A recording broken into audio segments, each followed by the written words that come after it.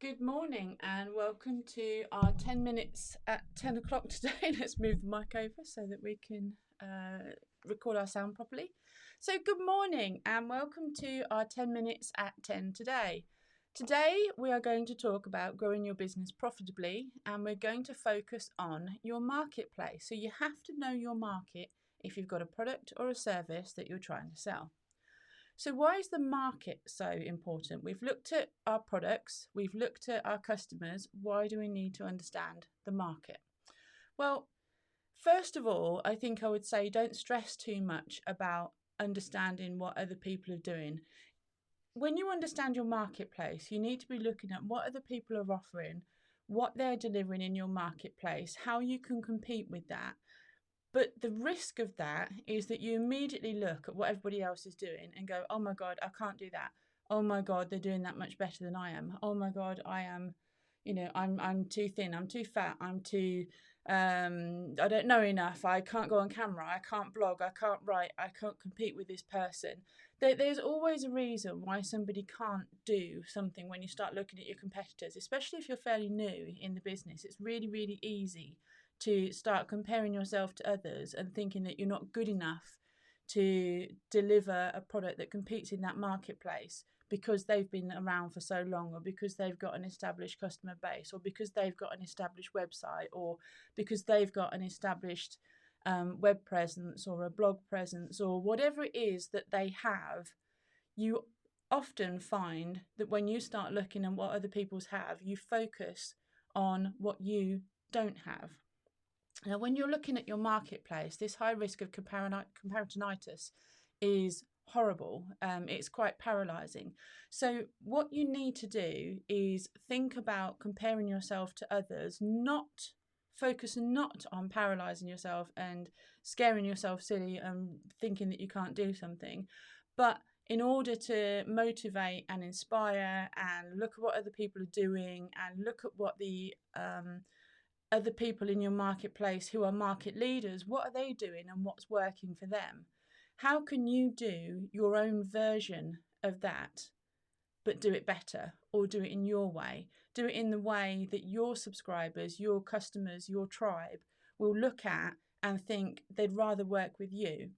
So if we take a tin of baked beans, for example, you can buy a value tin of baked beans from Aldi, a medium, standard, medium quality tin of baked beans from Tesco, or you can buy a high quality baked beans from John Lewis or, at a top end retailer. But at the end of the day, they're still baked beans.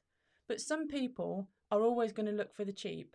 Some people are quite happy to pay the expensive. Take a look at someone like, if you're a new management consultant starting out in business, you might be, you're just about charging probably what you earn in your corporate job, but a little bit more to make a profit. If you've been in the game for a few years, you're a bit wiser, you're a bit more experienced, you're charging a higher rate. If you're someone like Brendan Burchard or Tim Robbins, you can charge tens of thousands for daily fees, but at the end of the day, they're all still consultants. So what makes one better or have more perceived value than another? And so where should we start? Yeah. Where do we start? There's loads of different aspects to this, but one of the models we like to use, it's simplistic, people understand it. We like to use SWOT analysis because, to be honest, it's something that's plain English. People understand it better. So what we're going to do... It gives you a structure, doesn't it? It gives you a nice, clean structure to work something with. to work with, and it just helps you analyse some of the items you should be investigating in your marketplace. So, firstly, what does SWOT stand for? Probably quite a few people know this, but we're going to just emphasize it anyway. So it stands for strengths, weaknesses, opportunities, and threats. And the first two are internal, and the last two are external.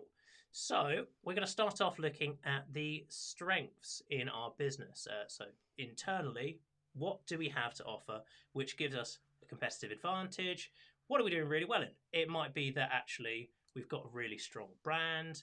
We might have a really strong sales team who convert at a really high rate. We might just have a product which is differentiated because it's higher quality, it's got features which perhaps our competitors don't have, and we might have advancements in technology which perhaps they don't have, and it gives us an edge in the marketplace. So really analyze what our strengths are, map these out. Up to you how you do it. You can do it as a grid, or you can do it as a list, whatever works for you, really, and identify what the internal strengths are for the business. Just remember, it's not just about the product, it's about your sales, your marketing, your end to end of basically how you operate in your marketplace. Then, other end of the spectrum, we want to analyze the internal weaknesses. What are we struggling with? What's holding us back? Is it perhaps that actually we could be better, but something's stopping us for one reason or another? And what might we need help with? So we could be potentially struggling with one aspect, but actually we also need help with this aspect because it's really key to business and it's a really restricting factor. And then of course we need to identify what cost would actually be required to rectify these issues. How would we address them? Obviously, strengths, fantastic and all, but if you've got lots of weaknesses that need addressing, you really need to address these first to bring yourself in line with your competitors. We don't want to lose out on any of the edges we have. We want to keep up with our competitors and overtake them in the marketplace we're looking at. But it needs to be a slow and steady race. So you can't just rush in there and start thinking that, you've got 2 months, 3 months to start beating your competitors. In most industries, it just won't work that way. It's a slow burn that you have to work your way through. But in order to do that, you need to understand what your strengths and weaknesses are in your own business, to understand how, or to map out and plot how you're going to build on those. And either, you're going to build on and capitalize on your strengths, and you're going to work to minimize the weaknesses, minimize or eliminate them. So do your SWOT analysis and then have a plan on how to get from where you are today to where you want to be in 3 months, 6 months, 9 months, 12 months. I wouldn't initially start planning out any further than the first 12 months because it just starts getting too overwhelming.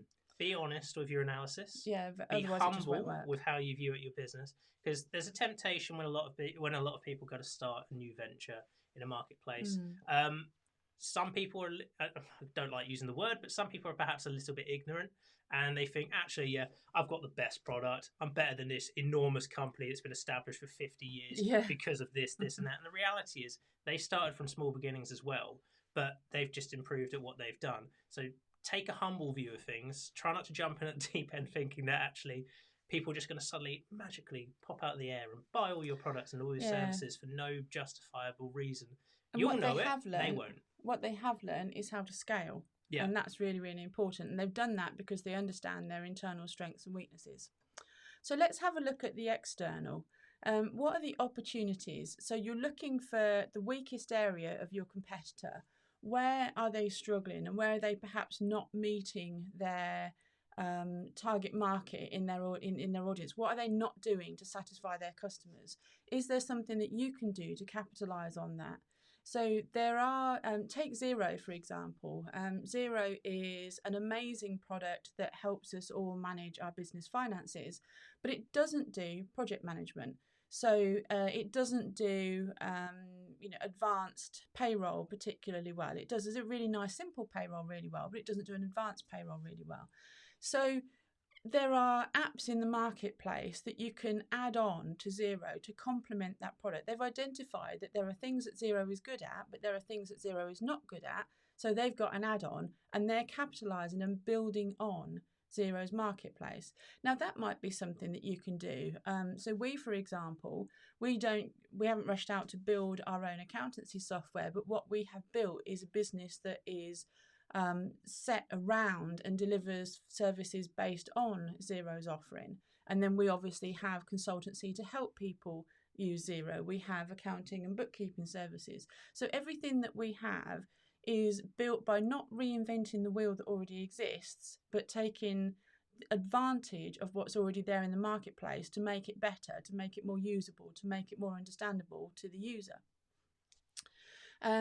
Are there any changes that are coming up in your marketplace? Are there any, GDPR again was a really good example. GDPR was a substantial change in the information security industry, and there were a massive number of companies that came out to help you understand what GDPR is, to help you implement GDPR, to keep you compliant post GDPR.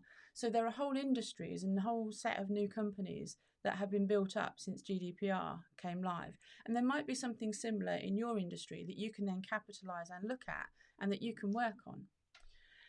Look at the gaps in the marketplace that aren't being currently addressed and how can you perhaps capitalise on those. Now let's have a look at our external threats. So you've got your strengths, your weaknesses, your opportunities. Now let's have a look at the threats. So when you draw your SWOT analysis up, this is going to be a matrix. I would stick to one page so that you're not overly complicating things and not drilling down into too much detail. You just want a broad brush view. So when you're looking at your threats, you're looking at, what is your biggest competitor doing? What are they doing in the marketplace? What are they doing better than you? What happens if they grow? What happens if they start targeting your customers? What happens if your customers decide that actually they'd rather go to your biggest competitor? Why would they do that? What can you do to stop them from doing that and from preventing that happening? What new products and features are they working on? And what problems are they currently addressing that you're not? So this is where you can start building your gap analysis to understand what other people are doing really, really well and what you're not doing. So in our industry, for example, 6 months ago, video and Facebook Live was the biggest thing that we weren't doing in our industry to start talking to the people that are, looking for help with their bookkeeping and accounts or looking for help using Xero. So we have bitten the bullet and taken the bull by the horn, and we now go live every day, both here in the Facebook group and on YouTube. So initially, that was terrifying. We were super worried about that, or well, I was. Harry was less so because he's more confident in front of the camera than I am. Now we do this every day. It's not so much of an issue. So now we try and think about it as a show rather than, something quite scary. It's like case we're on TV, isn't it? Bloody brilliant TV. So find out what your competitors are doing. Don't be frightened by it, but try to be motivated and inspired by it. Yeah, they can be really good inspirations, actually. Yeah. Like, it's really easy to look at a competitor and go, don't like that, don't like that, don't like that. Pick up the things you do like as well. Because actually, they're the things that are working for them. So it's not about saying they're doing all this wrong. It's about saying, actually, okay, I may not particularly like this competitor for one reason or another, but actually, credit due, they're really good at this, they're really good at that. Identify the parts which they're good at, because that is what's making them a threat to you. It's what's making them good at what they do. Yeah, you hear a lot of complaints about, Zuckerberg did this, Apple did that, Microsoft did that. We hate Bill Gates because he does such and such. But actually, these people are world-class leaders in what they do. So what have they done to get to where they are? And what could you do to try and emulate that? I read something yesterday where somebody said, if you are the smartest person in the room, you're in the wrong room. And that's really, really true. You need to be hanging out and looking at and following and being inspired by people who have done what you want to do. They've been where you are, but they're now where you want to be. So how can you get some of what they've got? The other thing I wanted to talk to you about today is understanding what's hot in your marketplace. What are the trends? What are people searching for on Google? And I'm just going to share my screen with you because there's a tool called, let me try and move this around a little bit. I don't want that one. There is a tool called BuzzSumo. Let's move this over there. And BuzzSumo is, let me just go back to the main page. It helps you to analyse what content and what things. That's not going to do it, is it? It's probably because you're not doing that, actually. Yeah. Bring that in there. I want to try and get to the front page with my mics in the way. And this is the joy of live streaming, live sharing. Go underneath it. BuzzSumo. So BuzzSumo helps you analyse and find what content performs best for any topic or competitor. So I tried this a few years ago and got some interesting comments or some interesting topics out of it. Tried it again last week and it was much more relevant. This software has moved on so much in the last few years. So I can't show you in great detail what it can do because I've reached the end of my free trial. So this might be something that you wanted to look at. So you can look at content and see what content has been, if you just type in your topic, your keyword, or your domain, so you can see what content is working and how many views it's getting, what people are searching for.